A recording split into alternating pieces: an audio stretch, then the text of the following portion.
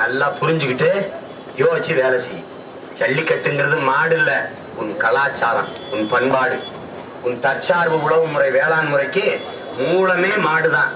மாடு சாணம், சாணம் இயற்கை உரம், உரத்திலிருந்து செடி நெல்லு, அடி காட்டுக்கு, நடு மாட்டுக்கு, நுனி வீட்டுக்கு, நடு மாட்டுக்கு, மறுபடி தீனி, வைக்கோல் சாணி, மறுபடி உரம், மறுபடி செடி, மறுபடி சுழற்சி. இப்படி தற்சார்பு சுழற்சி முறையில உன் உழவு முறை இருக்குது. இத இந்த மாடை உருவிட்டா நீ ரசாயன உரத்துக்கு வருவ. பாட்டம்பா 60 20 பொட்டாசியம் ஜல்பட்டுக்கு வருவ.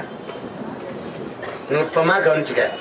இத வியாபாரம் பண்றதுக்கு சந்தை விரிவாக்கத்துக்கு உன் மாடு குத்திக்கிட்டு இருக்கு, அதை காலி பண்றாங்கிறான். நீ விட்டுட்டீன்னா மொத்தத்தையும் காலி பண்ணிடுவேன். இப்ப அடிக்கிறாயில நின்று அடி, அவ்வளோ முடிஞ்சு.